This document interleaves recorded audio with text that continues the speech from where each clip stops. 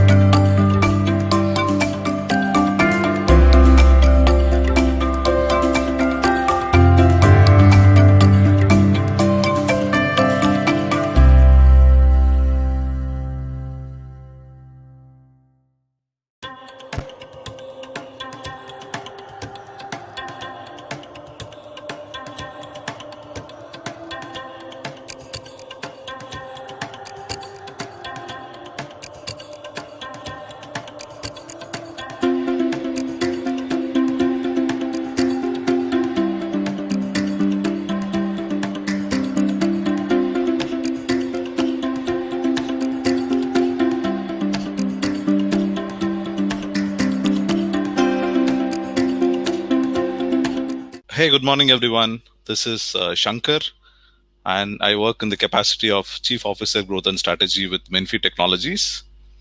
I take care of some of the initiatives like Minfi Migration Factory, competencies, and other elements which actually contributes to the growth of a company. Yeah, so today I'm going to kind of share my experience on the migrations and how we help organizations to not just migrate, rather to modernize their IT ecosystem as a part of their migration initiative. So let's start with we consult with a lot of organizations. Let's start with how a typical cloud adoption roadmap will look like from a transformation perspective, right? So if we go to a organization where we say or we want to start consulting with them, so we first work with them in understanding their current IT systems, their roadmap, and how they stand right now, the current state, and we help their CXOs or the C-level folks. We work with them to create a vision, right? To understand what's their vision, and then create a roadmap, okay, to get them where exactly they want to. So while we create the roadmap, it is imperative that we also substitute or help them to actually get the confidence, right? So how this is possible, whatever we are aiming at or envisaging, how it is possible. So we create a plan and then build the foundation for the plan. It could be doing a proof of concepts, or also setting up their landing zone for them to migrate. The outcome what we look forward here is the minimum value proposition which can be showcased to the customer. And then you start the migration, then look at the governance, because after the migrate, it is important how you know how to handle those workloads which has been migrated. Then Also we kickstart a transformation path along, right? I'm going to show you few slides on how we are doing it with our customers. This is our typical customer journey from a migration standpoint. As being a born in cloud company and have a growth being alongside with AWS, so we are a focused partner with AWS. So being a migration competency partner and SAP partner, this is how our the way or the framework we look at a larger engagement or a transformation engagement is like this. We go first do a migration readiness assessment in order to show the value proposition or the to tail the business drivers with the outcomes for that specific customer. uh, it could be creating a TCO for them, what would advantage they get if they move to cloud, creating a directional business case at the beginning and showing them how much they would save and increase their IT performance by migrating to cloud. And not just that, it covers the organization entirely from process point of view, people point of view, because this is for any organization moving into cloud is a change, right? So it's important that you understand the consequences, impacts, and have a mitigation plan for that. So we do workshops with different stakeholders from application team and from the business team, and so on and so forth. Once that is done, there is a clear buy-in from an executive sponsor from that specific organization. So we move into the planning stage where we understand the deeper application dependencies and help them to set up a center of excellence in the cloud so that they the complete stakeholders from all the organizations, be it business or be it the executive team, and everyone is aligned towards the common goal, right? And create a plan showing them how the applications would move in a phased manner and what how do we prioritize, right? Because the prioritization strategy can differ from organization to organization. Some wants to actually do the DR first and cut it over, or someone wants to move the non-prod first and then cut it over. So different, so strategizing in a way that what would suit that particular customer imperative, we would do that. And then we do the migration. So the typical three stages. This is a typical stage where process or the framework which AWS follows. So next comes the drivers. Why customers are moving into cloud? So looking at the business drivers for migrating to cloud, the different imperatives what one organization would go for. Predominantly, if you see, it is ready for reducing the cost or for moving from a capex IT model to opex IT model, or looking at cloud as a fundamental platform for digital transformations, right? Or to transform the way they do business today, and for the agility and the the staff productivity. So when they actually move into a cloud model of IT operating system, so it actually helps in reducing your staff productivity, or putting or gaining a lot of uh, advantage over the overheads what you spend on the on premises, right? So these are the fundamental drivers what we see. And also innovation is one of the key drivers. So you want to focus on innovation, you want to really uh, want to stay relevant in the industry, and you want to innovate. Definitely they are looking at cloud as one of the fundamental driver. So this is the interesting part of my presentation. If you see, there is a typical transformation roadmap which we see most of the organizations are going through. This is from our past experiences working with large enterprises, helping them to migrate to cloud. First, they try to migrate as it is, because since this is a change for them, so they don't want to risk it and doing a lot of experiments or trials, right? So they try to migrate as it is. And then there is a roadmap for transformation what we create. The reason is we strongly believe that the actual return on investment on migrating to a cloud, it's not going to come just with access migration, because the actual value drivers or the ROIs are based on how much of transformation you would go through after you migrate, right? So this is a typical cycle or the phases we see. First, the customers migrate, Next, if you see, they try to use as much as managed services from AWS or any of the CSP they are in, and move into the ideal scenario is to cut the overheads of managing those instances or the components which runs on an instance, rather than migrating to a PaaS service or a managed services. Right. For example, moving from a SQL instance, SQL or Oracle, which is running on a instance, to a Aurora serverless kind of a RDS, right? On Aurora serverless. So these are transformations what they're looking at, and they also look at this as a fundamental platform for inculcating their DevOps culture into their organization, because when you migrate to cloud, that's the ideal time you also redefine the way you are doing deployments and release management. So we help in doing a specific consulting for them for setting up the DevSecOps pipeline, creating a roadmap, etc.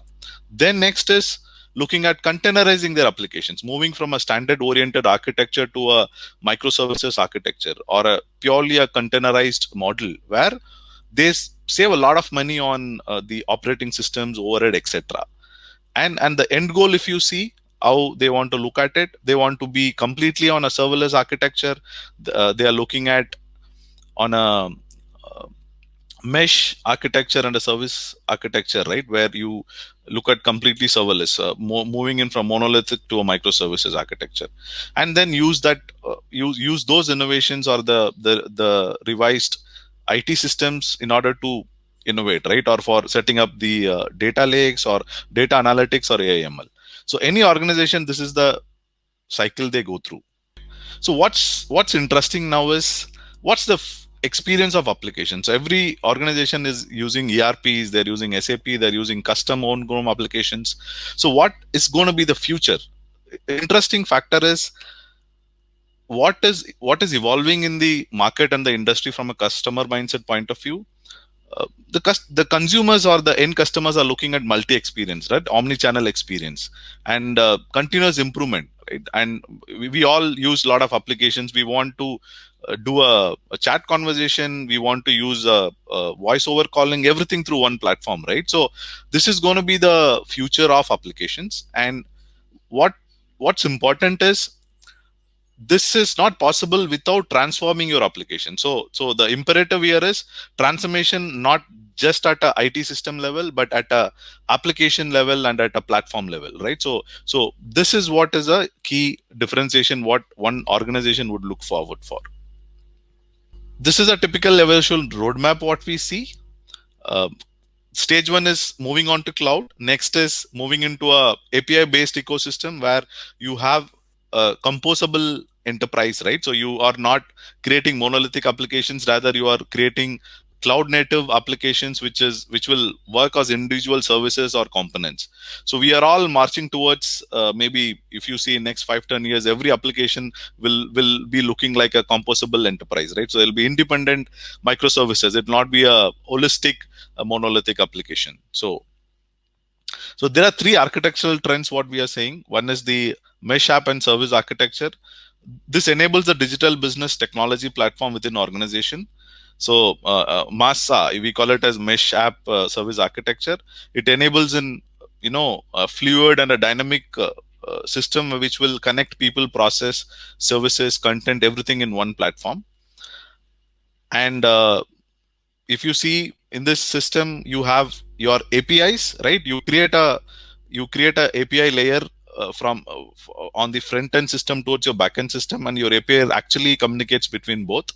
So this is ideal scenario or a use case for a, if you look at a BFSI, right, which has a lot of legacy systems and want to migrate, they can retain their core systems, some of their legacy core systems, due to compliance requirements on cloud, and they can build a application layer on top of it, right, which actually helps you to transform or digitize your workflows without retaining. So it's a typical hybrid approach. I have some of my legacy systems running on cloud, and I am building a API layer on which is enabling me to consume a lot of APIs, internal, external APIs, to digitize my workflows. Thereby, I'm digitizing my businesses, but still some of the legacy which is mandated to retain, which cannot move, and still moves into cloud, moves stays in your on-prem data center.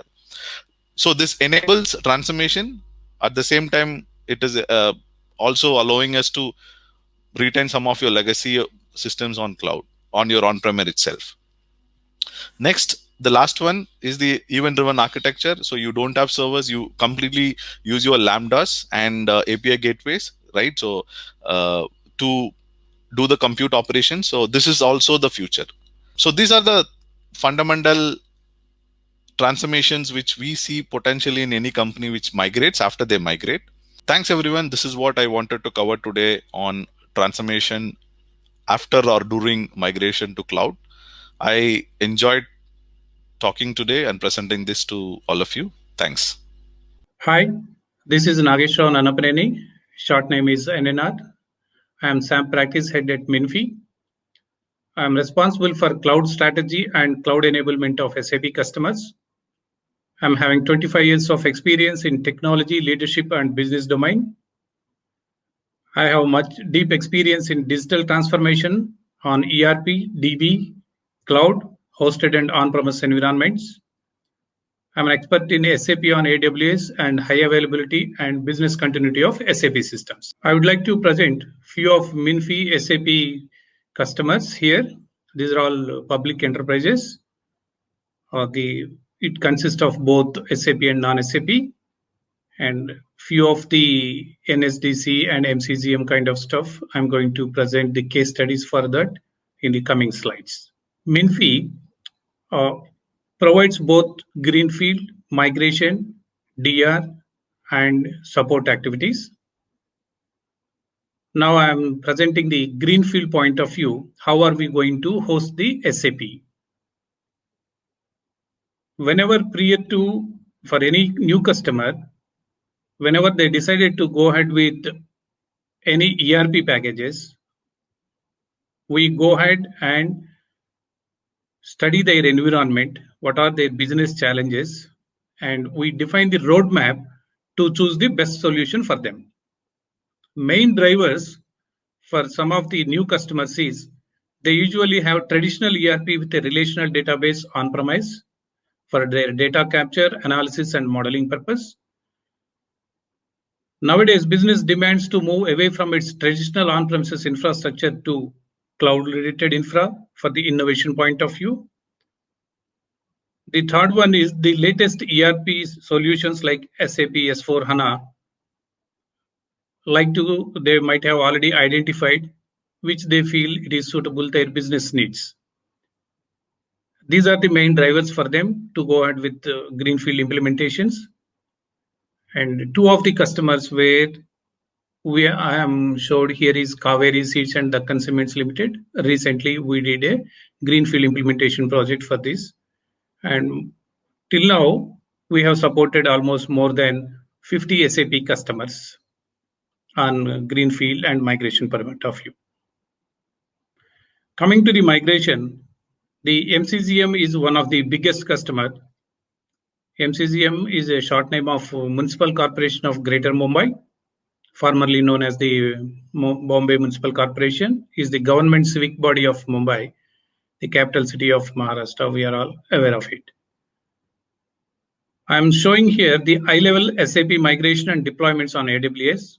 They are having roughly 16 landscapes with over 50 individual servers. The approach what we followed here is initially we migrated their environment from co-location to AWS. After that, wherever they have the wherever they have the non-HANA databases, they are converting it to the HANA databases.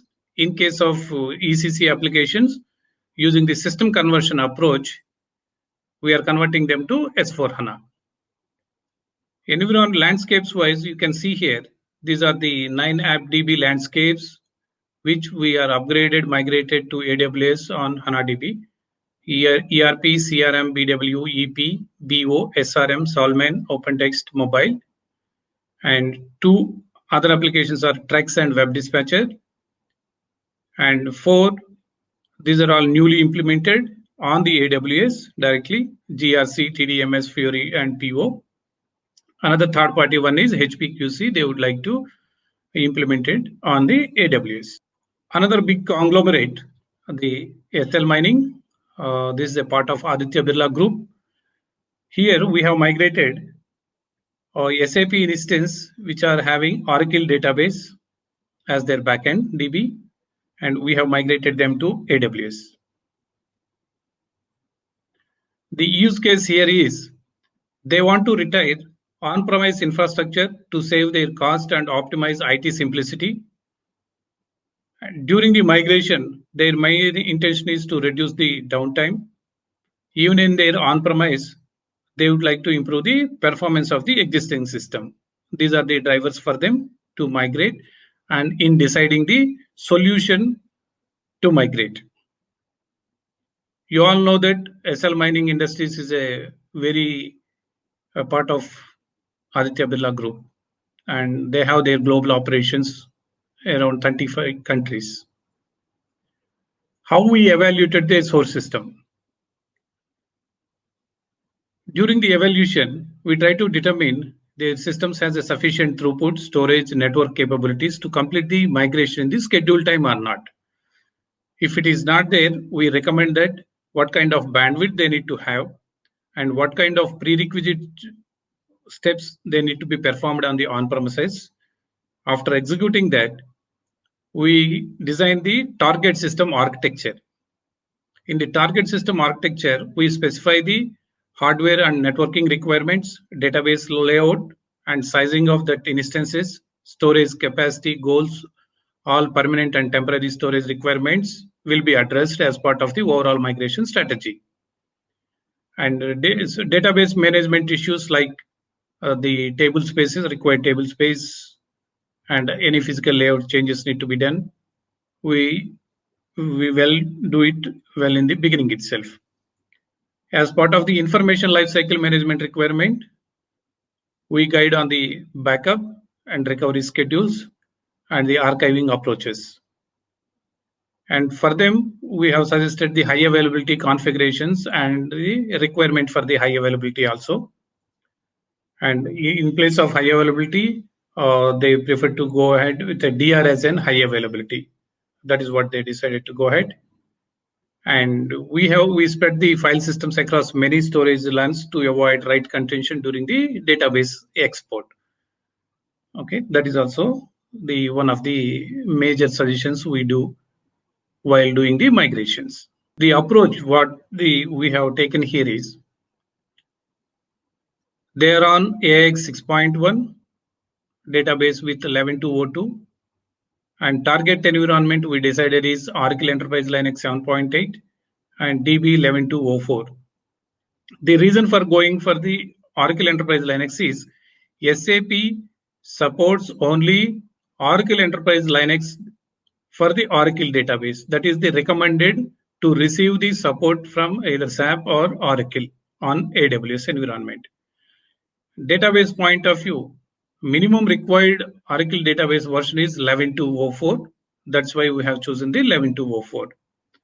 The migration point of view, if you go for the traditional export and import methods, it will take more time. Then instead of that, we have gone ahead with the database native cross-platform transportable tablespace utility to migrate the environment from co-location to from their data center to AWS. During this, what the main challenge is to reduce the downtime. The another thing what we did is, whatever the size of database, in this approach, your downtime will be maximum 6 hours only. Let it be, it is a 500 GB database or it is a 5 terabytes database. The reason here is, whatever data is there, that data will be transferred to the AWS prior to the cutover time. After the transfer, we import that entire database on the AWS. Then we import the metadata, related metadata. This particular operation usually will take more time. To reduce the downtime in the cutover phase, we have chosen the high capacity instances with high CPU, high RAM, and high provisioned IaaS. This way, we reduced their downtime during the migration. Then coming to the insurance industry, we have migrated for one of the MNC, and they have their operations in India, Mumbai, that is Liberty General Insurance. They commenced their operations in 2013 with the aim of providing comprehensive retail, commercial, and industrial insurance solutions. The business challenge what they have is they are having the Windows 2008 OS and SQL Server 2008 DB products. Because of the end of life support, they are forced to migrate to higher level product versions. During this higher version product upgrades, they prefer to go ahead with the AWS environment change also. And for that, what we did is they have the technology stack of ECC 6 and Business Warehouse and BO, Solman, and SQL Anywhere 12 they are having. And we used the standard SAP SWPM tool to install their SAP ECC BW systems. Prior to the upgrade, prior to the migrate, we have updated their database SQL at the on-premises itself. Then BO new versions is installed on AWS. For the objects migration, we have used the PM tool for this. Solman, they are having 7.1. Instead of that, we have suggested to go ahead with the Solman 7.2 on AWS. To transfer the data, we have used a very simple tool, a regular tool called WinSCP, to transfer their files from the on-premises to database, on-premises to AWS. This is another manufacturing industry, Astral Pipes, where we have set up a DR setup here. They are having the Sybase as the database, backend database for their SAP applications on Windows environment. They have their on-premises environment at their IT data center within their organization, and they would like to have only DR. For this DR, what we did is we have gone ahead with the Sybase synchronization system replication, what we call it as SSR, Sybase system replication. Using that, it is a database native utility of Sybase. We have used it for the DB replication. Applications point of view, we have already installed the application on AWS. Whenever at the on-premise, if they make any application upgrades, we will be doing manually on the AWS for the applications upgrades. And as and when disaster strikes, we start the services. If not, as part of a DR drill, every 6 months, we do the DR drill, failover and failback exercise. Another big public enterprise is NSDC. This is a National Skill Development Corporation, non-profit, public limited company. It strives to involve the industry in all aspects of skill development. For them, we did greenfield implementation related for few products. We did migration, and we are setting up the DR also for their environment.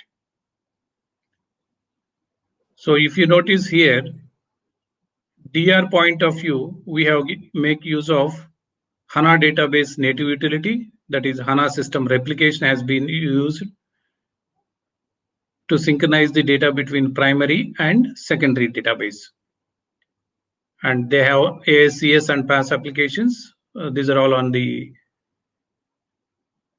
EC2 instances. We launched on the EC2 instances. If you notice the products, what we have implemented for them, S4 HANA systems, CRM systems, enterprise portal, they have process orchestration, business objects, BW HANA DB, BW application systems, SAP content server, and SAP solution manager. Coming to the migration approach, what Minfy does is we have a myriad program. What this program is, this is based on AWS Migration Factory program that have standardized the SAP migration approach. The base is the Migration Factory for this myriad program.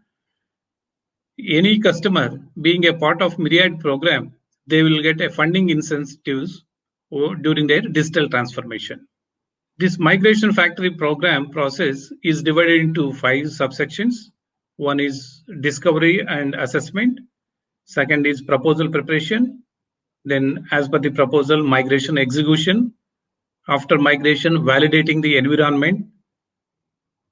In case if client is having their own IT team with the required skill set, if they want to manage the environment, then we do the transition also as per the based on the request. And this is a SWAYAM tool, which is a proprietary tool of Minfi. Using this, instead of logging to the AWS console, any customer can make use of this SWAYAM tool portal login. Using that, day-to-day operations they can monitor, they can start up and shut down their instances, and cost optimization recommendations will also be displayed in this SWAYAM tool. In case if they want to implement it, they can give a go-ahead signal for the implementation. And compliance point of view, user access control and access audit controls, all they can, few things can be done from the SWAYAM portal also. And billing and monitoring kind of the cost, up-to-date cost, and monthly billing information, they can view through this SWAYAM portal instead of going through the different interfaces. This is the main advantage of this SWAYAM tool. And how it looks like is once you logged into the SWAYAM, you can see that instance management subsection, monitoring and billing and automation.